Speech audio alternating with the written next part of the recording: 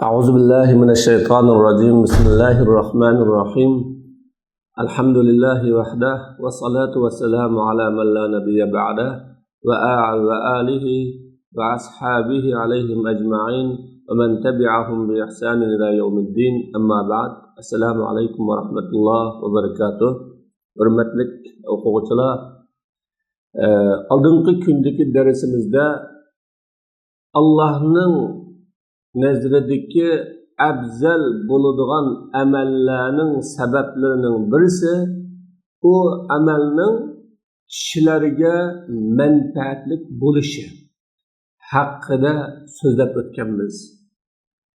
Ya'ni manfaati shu amalni qilg'uchi kishining o'ziga cheklanib qoladigan, o'ziga foydasi yo'qadigan, natijasi tegadigan amal bilan boshqalar uningdan manfaatlanadigan, soyisi boshqalarga tushadigan, u amal bilan boshqalar o'ziga boshqalarga naf yetadigan amal Allohning oldida barobar emas degan bu haqda so'zladik. Bugun darsimiz shu oldingi darsning mukammal bir tafsiloti deb qarasaqmi bo'ladi. Chunki bugungi darsimizda manfaatning doirasi haqida so'zlaymiz. Rost, manfaatlik amal manfaatsiz amaldan, o'ziga manfaati tegadigan amal boshqalarga manfaati tegadigan amaldan fazilati yuqori, darajasi katta, savobi ustun ekanligi haqida to'xtaldik. Hatto payg'ambarlikning darajasidan oliy bo'lishi, payg'ambarmi uning manfaati bashariyatning hammasiga bo'ladigan bo'lganligi uchun. Ammo bu manfaat doira jihatda, vaqt jihatda, o'rin jihatda farqlanadigan bo'lg'achqa, amal ham shu bo'yicha yana farqlanadi. Bugungi darsimiz bu haqda bo'ladi. Avlaviyatul amalil atwal naf'an wal abqa asaran. Manfaati uzun, ta'siri cho'ng amalning manfaati qisqa, ta'siri oz amaldan muhim va afzal ekanligi. Wa iza kana imtidadu an-naf'i wa ittisa'u da'iratihi makanan matluban wa mufaddalan 'inda Allah wa rasulihi فكذلك امتداده وبقاؤه زمانا فكلما كان النفع به أطول زمانا كان أبدل وأحب إلى الله. Manfaatning davomlashishi va uning doirasining kengligi makon, o'rin jihatda Alloh subhanahu va taoloning va uning rasulining qishida fazilatlik talab qilinadigan bo'lsa, shuningdek u manfaatning davomlashishi va zamon jihatda uzunga so'zilishi shuni talab qilingan bo'ldi. Har qachon u amal bilan manfaatlanish uzun zaman manfaatlangan bo'ladi ekan, u amal Alloh subhanahu va taologa afzal, Alloh subhanahu va taologa suyumliroq bo'ldi. Demak, bu so'zimizdan nima chiqadi deganda, bir amalning manfaati bir yurtga tegsa va bir makonni o'z ichiga olsa, bu amal bir uyni ya bir kichikgina mahallani o'z ichiga olgan, manfaati o'z ichiga olgan amaldan afzal bo'ladi va u amal Allohning oldida mahbub bo'ladi degan.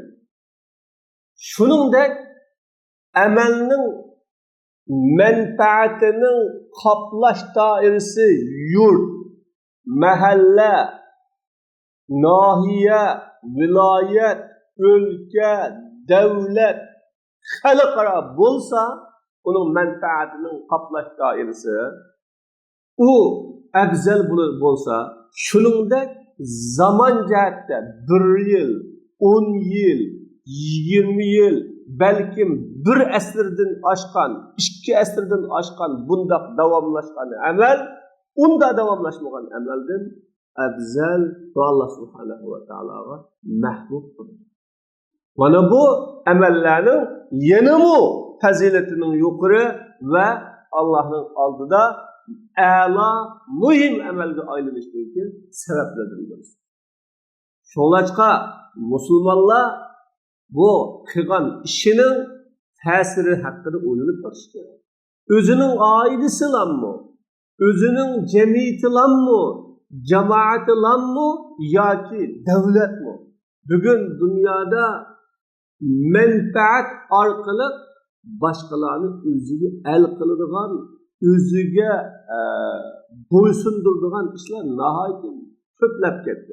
Shuning uchun qarab baqsaq davlatlar yana boshqa bir davlatlarga birib iqtisod mablag' salayotgan, madaniyat yurtlarini echayotgan va boshqa davlat va boshqa urullarga birib u yerda iqtisodiy manbalarni kengaytirayotgan. Natijada u shu orqali shu davlatning xalqlariga ta'sir ko'rsatyapti. Madaniyat jihatiga ta'siri, axloq jihatiga ta'siri, siyosiy jihatiga ta'siri, nurg'un jihatiga ta'sirlarni ko'rsatyapti. Mana bundoq bir murakkab bir davrda turyapmiz. Shu musulmonlarni buni o'rganishimiz kerak. Davomli yurtlarimizga, mahallalarimizga, yashayotgan makonlarimizga boshqalar ta'sir ko'rsatadigan, boshqalarning iqtisodiy ta'siri, madaniyat ta'siri, boshqalarning kiyim-kechak ta'siri bu bo'lmay, musulmonlarning o'zining ta'sirini o'zi kengaytirishi kerak. Shu bir ishdan boshlanib qolgan chaqda, masalan, bir talla bozoridan birini ichibdimiz, mahallaga ichibdimiz.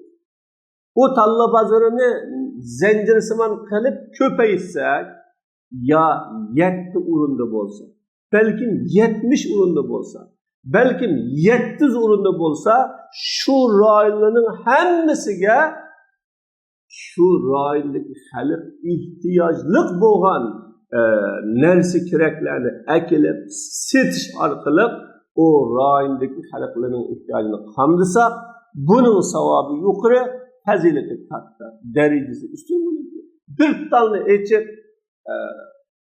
o'ltirgandan biz musulmonlarda shiriklashib ish qilsak, g'allasi jiq, jidal ko'p, bosh og'riqi yomon bo'lib qoladi ekan deb o'ltirib oladigan ishlar. Har qanday aziyati ko'p, bosh og'riqi ko'p, jafası ig'ir ishlarni chidab turib, sabr qilib ko'tarib turib, shundaq kishilarga o'zining axloqi bilan samimiy bo'lib turib, uni bag'riga bisib, uning bilan shirik bo'lib ish qilish, ya'ni ko'p ish qilish va ko'pga manfaatli ish qilish o'zi boshni og'ritmaydigan yolg'iz ish qilganlikdan afzal uning savobi. Uning aziyatga sabr qilganligi, uning boshqalarninki yomon muomalasiga sabr qilganligi bu bir ibodat bo'lsa, u orqali boshqalarning manfaatlanganligi bu bir ibodat. ومن أجل ذلك فضلت الصدقة بما يطول النفع به مثل منيحة العنز أو طروقة الفحل. Şunlaşqa onun bilen uzun menfaatlangili bo'ladigan sadaqa, masalan, süt o'chkisiga o'xshash yoki erkak chapadigan tugiga o'xshash, ya'ni mana homildor tugiga va uningga o'xshagan ishlar bu afzal qilindi. Ininga sidiqa qilingan kishiga u tugunning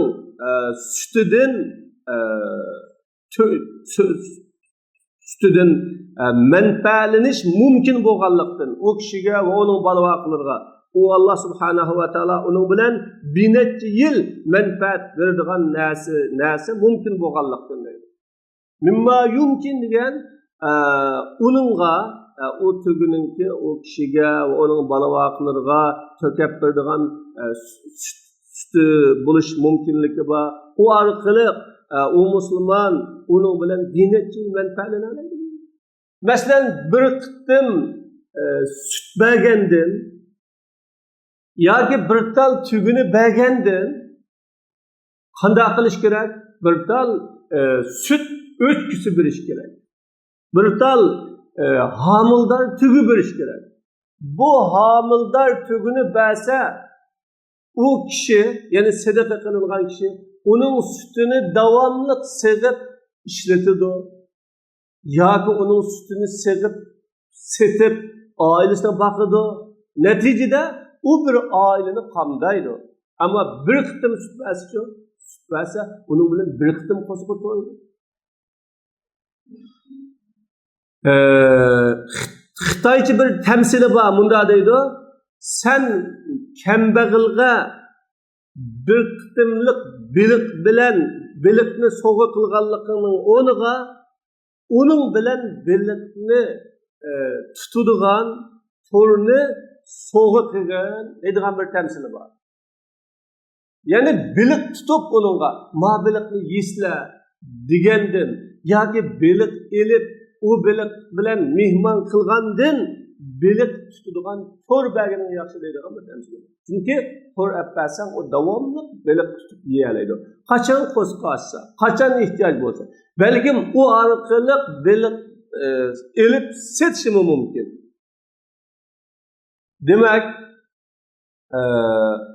amallarning afzali mana bu shunday manfaati davomlashadigan amal. Bir kishiga kiyim appaganligi kiyim aslida pul berganligidan yaxshi. Chunki u kiyimni appasi necha vaqt u kiydi, yoki uning bir zavod qilib bergani, yoki bir jin turmushini qamdaydigan kichik bir ish qilib bergani yaxshi uningga. Hadisda bor, afzalus sadaqat zillu fustatin fi sabilillahi azza va jal أو منيحة خادم في سبيل الله أو تروحة فحل في سبيل الله. Sadaqalarning eng afzali Allah yo'lidagi chidirning soyisi dedi. Chidir tikib qo'ysa bir yerga, o musulmonlar u yerda soyida, u yerda qo'nib, u yerda aram elib qiladi. Yoki Allah yo'lida bir xizmatchini berganlik, bu eng afzal sadaqa. Yoki Allah yolunda hamildor tugudin birini erkek tuga hamildor qilgan tugudin birini berganlik afzal sadaqa dedi. Ey Peygamberim 40 xislat bor. Buning yuqorisi o'tkisi berganlik. Bir banda u 40 xislatdan birini qilmaydi, uning savobini umid qilib, qilingan va'daga ishinib biroq qilsa, uni Alloh subhanahu va taolo u xislat sababli jannatga akirdi. Mana buning jahdidan manfaati, ta'siri uning bilan sadaqa qilgan kishi o'lib ketib bo'lgandan keyinmi davomlashadigan sadaqatul jariyaning fazilati boshqa sadaqadan ortiq bo'ldi. Masalan, Peygamber aleyhissalatu vesselam'ın zamanından başlap Müslümanlar bildiğin hayriyet vaktilerinde onun menfaati ölgenden kim mi buludu? Tesiri ölgenden kim mi devamlıştı? Hayriyet vaktileri yoksa. Ya medrese sap koyduğun, ya mescid sap koyduğun, ya Kur'an vakti kılıdığın, ya birebir Allah yolunda Allah yolida davamlı ticarete aylanıp durduğun bir dükkan, karxana, zavut koyduğun, onun menfaatini, yani çıkan faydasını fi sebillah kılıp ötüdüğün, ya ki davet merkezleri kurup koyduğun, ya ki Müslümanlarını yaxşı terbiyeleydiğin, ya kiçik balalarını bakıdığın, yetimxanalarını kurup koyduğun, mana muşundaq işlağa gayet köngül bilgen. İslam medeniyeti bunda hayriyet vakflarının keng, köp, her xilleri bilen başka medeniyetlerden farklandı. Hatta bu İslam medeniyeti yaxşılıkның hemme taraflarını, hayriyetinin hemme taraflarını öz içine aldı. Mana bu insan balalarının ihtiyaçlık hemmeni öz içine aldı. Belki onun yaxşılığı hayvan gibi kengaygen bu hayriyet vakflarının yaxşılığı. Mana bu şundaq işlerin fazileti yukarı, savabı katta, Müslümanlar umumeten özümüzün cemiyetinde bu işni bir davamlaştırışımız lazım. Şunda hayriyet vakflarından, hayriyet organları, urullarından o özü ülüp ketkendim kim bu Müslümanlar onundan faydalanıdığan, mesela burunki zamanlarda hem de yollar, nahit eski ve ötüdüğün ötenler eski, yani deryalı köp, östanlı köp, eriqli köp boğanlık üçün Müslümanlar onundan ekip gitadigan, talafet küçöydigan boğaçqa, o Müslümanlarga körük yasaş, yol yasaş, mescid bina qilish, medrese bina qilish, bu faziletlik amel deb ko'rsatilgan bo'lsa, bugungi kunlarda taraqqiy qilgan bu zamonlarda hayriyet vakflarga o'xshash. Masalan, bir ulamoga bir masjid salinsa, o masjidda onun tabliği şu mahalledeki, şu yurtdagi odamlarga taqtilsa, bugungi kunda bir internet munbarlarini qurish, masalan, internet orqali dunyoga fikir, ideya va nurg'ulg'an qimmatli ma'lumotlarni yetishtirish yoki ana shunday iqtidorli odamlarni kichigidan boshlab mablag'ni silib, ko'tarib, o'ndaq bir kishini tarbiyalab qo'yish. Musulmonlar o'zining farzandlarini agar u salohiyatli bo'lmasa, uni qo'yib yaxshi salohiyatli, aqli iqtidori bor, zakovati bor avloddan birini tarbiyalab qo'ysa, o qanchalik iqtidorli tarbiyalansa, uningki iqtisodini chiqarib tarbiyalasa, uning bir ömür qilgan xizmetidan bir kishilik savobi shuni tarbiyalagan kishiga, uningdan ilm elib, uningdan iqtidor uyg'unib, uningdan manfaatlanib boshqalarga yetkazganlarga uningga bir kishilik sadaqa. Mana sahih hadisda bor: "İza matal insanu inqata amaluhu illa min salas." İnsan ölüp qolgan vaqtida onun ameli üzülüp qoladi. Faqat 3 ishdan biri sadaqa jariya, yana birisi onun bilan manfaatlanadigan ilm yoki uning uchun duo qiladigan yaxshi bola. Buningdan üzülüp qolmaydi dedi. Yaxshi boladan birini tarbiyalab qo'ysa, o bolaning barliq qilgan ibodatlari, qilgan ishlaridan bir kichik ata-onasi sezilib turdi. Ya ilimdan uyutib qo'ygan bo'lsa, ilm meros qoldirgan bo'lsa, u ilm orqali manfaatlanib turdi. Demak, yaxshi boladan birini ata-onasi tarbiyalagan bo'lsa, yoki boshqa musulmonlar uni tarbiyalagan bo'lsa, o kimning bolasi bo'lsin, salohiyatli bolasi bo'lsa, ya ilim ügengen bo'lsa, ügetken bo'lsa, ya ilimning ügünüş ve ügütüş yollarını açkan bo'lsa, mana bu Müslümanlarga bir sadaqa jariya. Bugungi kunlik kitaplarni vaqt qiladigan, kitaplarni bastırıp taqitadigan, nurg'un qimmatli ilmiy maqolalarni yozadigan va uni tarjima qiladigan, uni taqitadigan shunda xayriyat o'rinlar turibdi. Yeni bir hadis bu sadaqa jariyaga misal namunalarni keltirdi. Buningdan 7 sanadi. Mana bu Peygamberimizin inne mimma yelhaqul mu'min min amalihi ve hasenatihi ba'de mevtihi ilmen allamahu ve neşerahu ve veleden salihan terekahu degan sözü mana. Mu'minga o mu'minning qilgan amali hasanatidan o mu'min ulab ketib qolganligini qatnatgan ishlardan biri o mu'min ügütüp qo'ygan va nashr qilib qo'ygan ilm. Ügütüp qo'ygan bo'lsa, tabliğ qilib so'zlab yetkizib nashr qilgan bo'lsa, bu mu'min qatnadi. İkincisi, mu'min qo'yib qo'ygan solih bola, yaxshi bir bolani qo'yib qo'yapti, tarbiyalab yetishtirib, musulmonlarga manfaatlik qilib bir yaxshi bola qo'yib qo'yapti. Bu sadaqa jariya.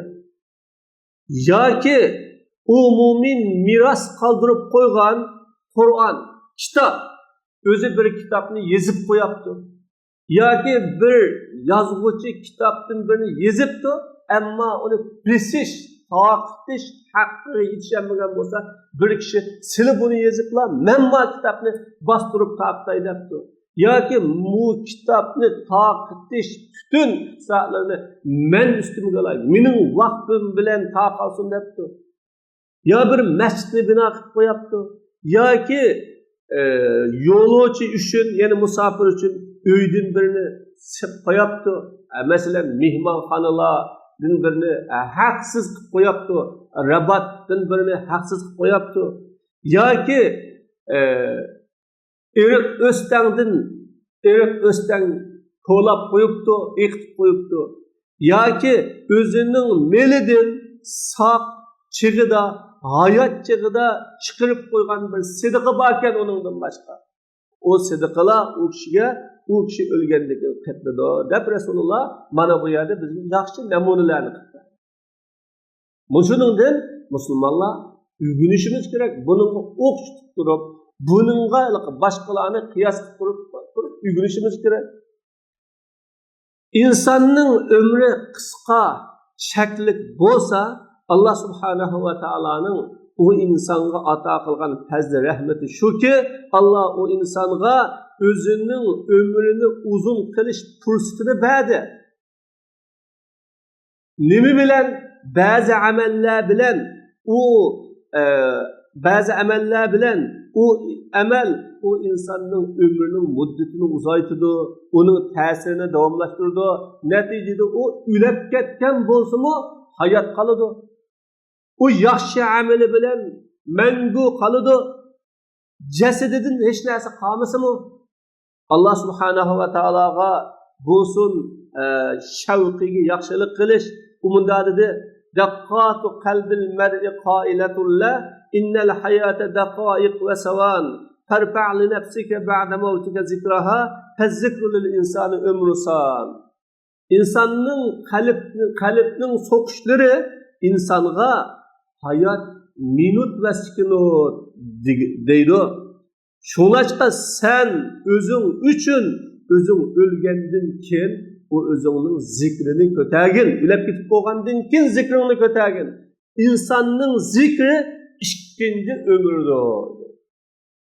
Demek insan ölgenden ken insanın zikrini qanday götürdü dese, ma binanı falanı sep koygan, ma mescidini pustanı sep koygan, ma o yaxşılık urunlarını pustanı miras qadırıp koygan, ma kitapını neşr kılgan, ya bir kişini falanının yardımı bilen yetişip çıkan, mükemmel ulema boğan, pustanı onu himaye kılıp, hakiki bir dinin hizmetini aylandırgan, digendek namını kötürdüğün yaxşı emellerini kılgan dedi.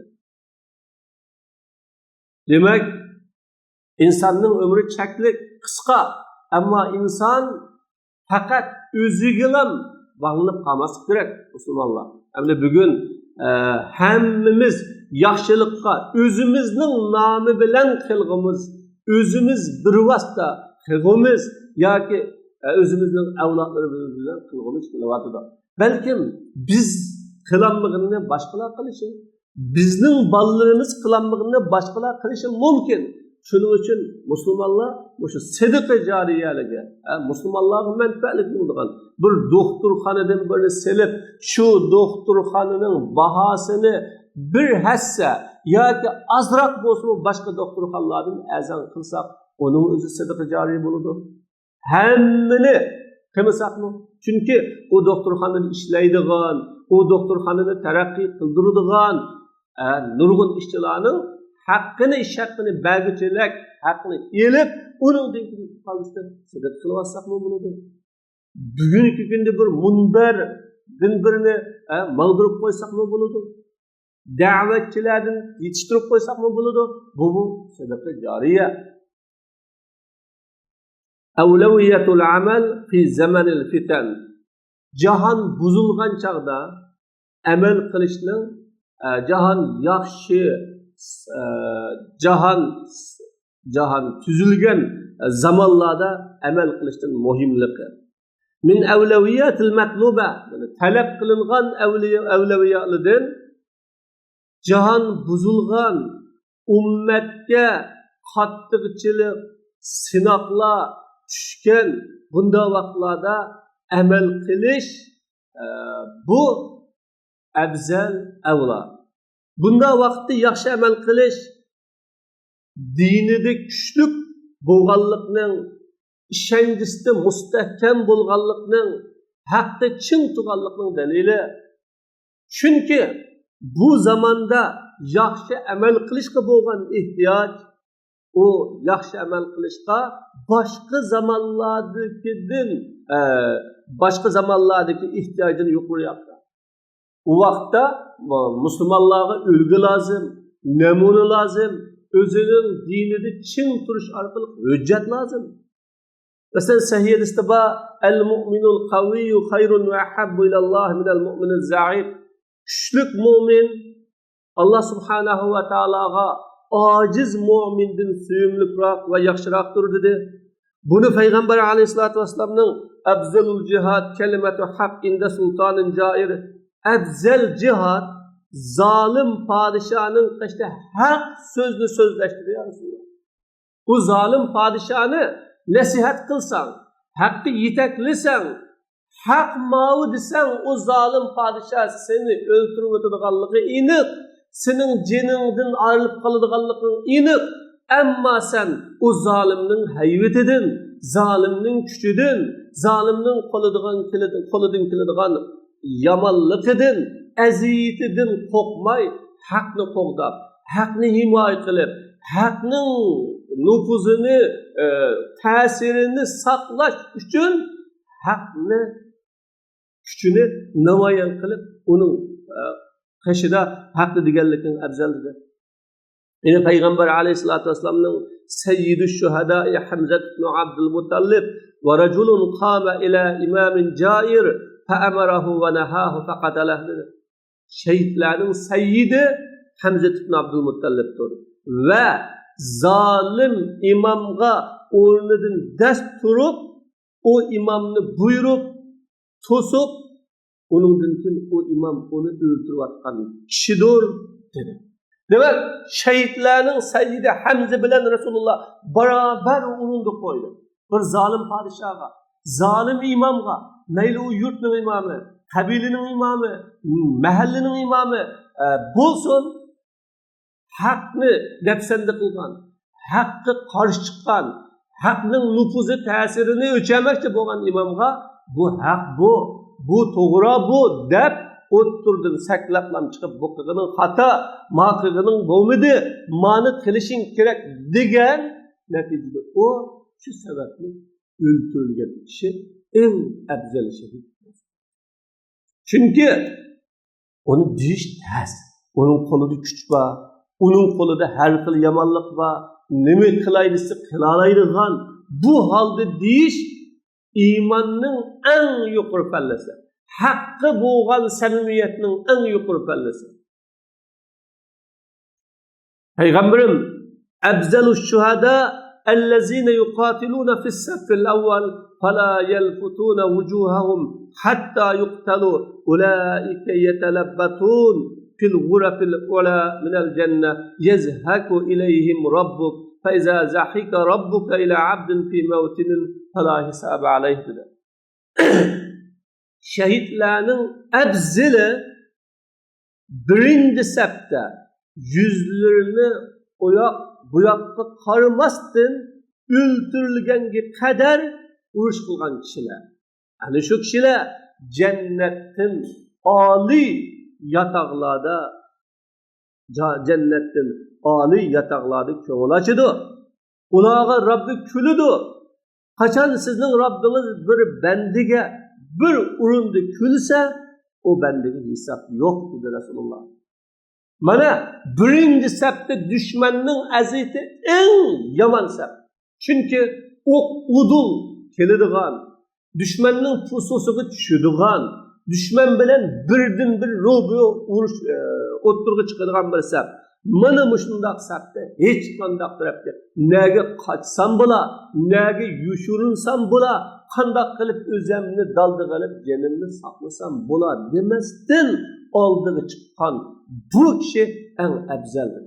Ya'ni zaman buzilgan, haqni qo'g'daydigan, haqni himoya qiladigan, haq tarafda mustahkam turadigan kishilarga jahon muhtoj bo'layotgan, haqning nurini yoyadigan kishilarga jahon muhtoj bo'layotgan, haqni botildan ayirib kishilarga sunadigan kishilarga jahon muhtoj bo'layotgan bu zamonda hech narsaga qaramasdan ne turmaga, ne ochliqqa, ne ustiga tushadigan besimga hech narsaga qaramasdan ana shu oldingi safda haqni qo'g'digan, haqni himoya qilgan kishilar bu eng afzal kishilar bo'ladi. Agar u yo'lda ketib qolsa eng afzal shahidlar bo'ladi.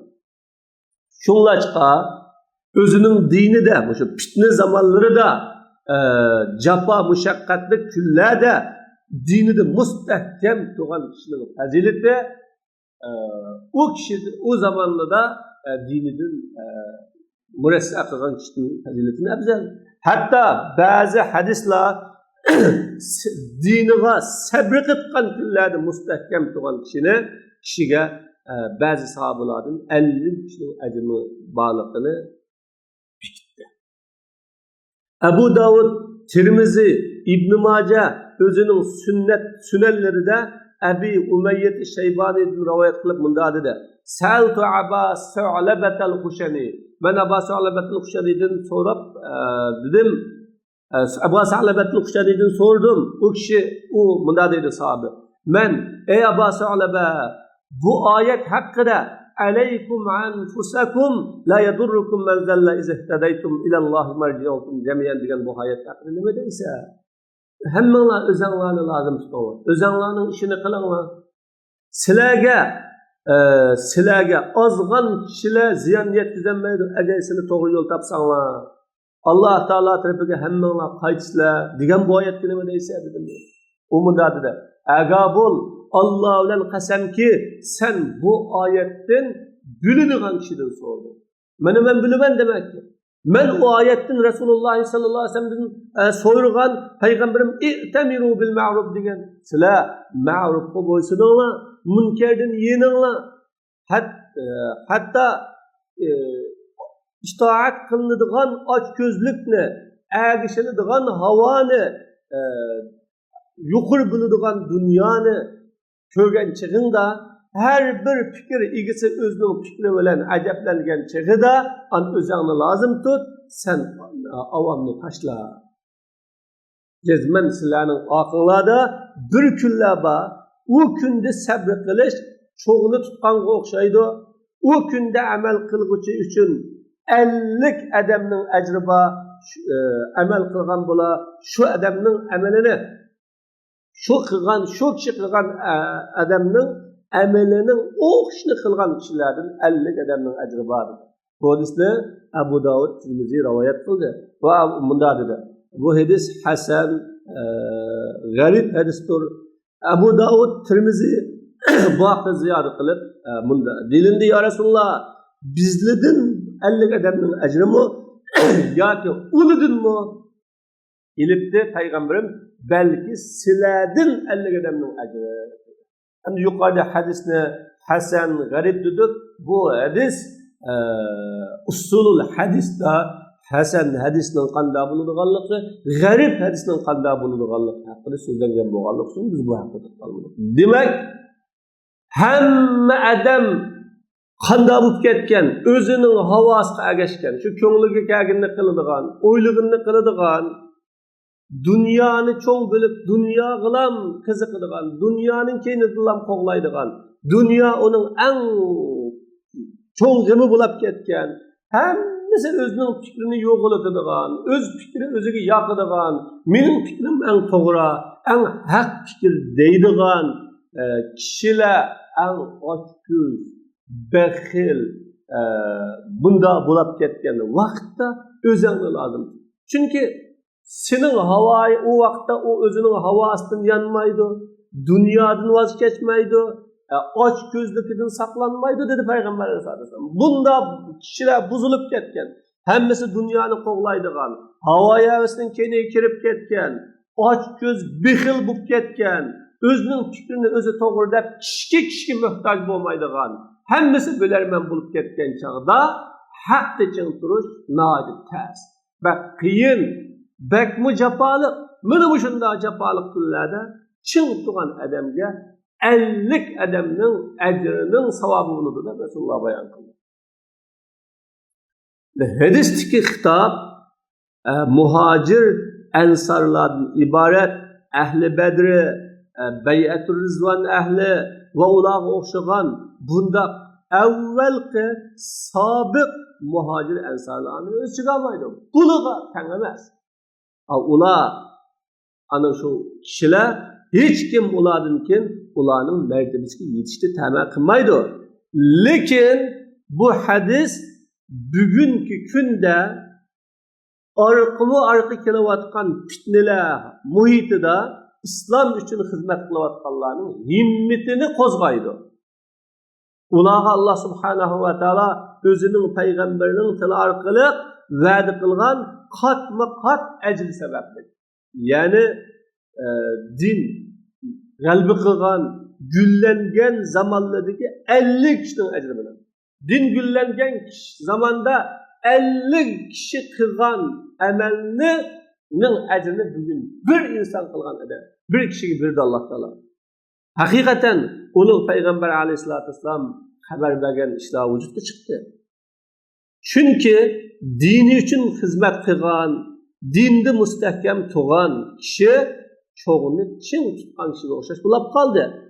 U kishi ichki tarafda, ya'ni musulmonlarning orasida besimga duch keladi, tashqi tarafdan, ya'ni dushmanlari tarafdan, kofirlar tarafdan qarshi dushman tutilyotdi. Kufr kuchlarining hammasi unda kishini dushman tutish va unga suiqasd qilishga to'plashig'liq.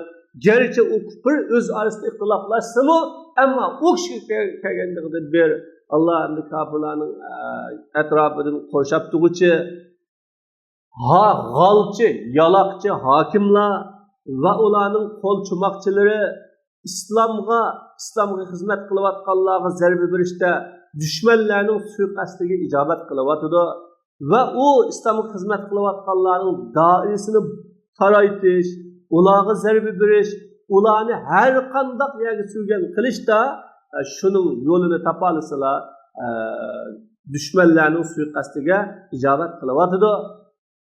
Mana bugun tashqi tarafdan uchuq Yahud nasoralar islomga dushmanlik qilsa, ichki tarafdan shularga setilgan xoin, surati bizdan, jismi bizdan, tili bizdan, millati bizdan, hamma narsa bizdan, ammo faqat fikri bizdan emas va uning ichiga qachilangan sistemasi bizdan emas bo'lgan insonlar islomga zarba beryapti.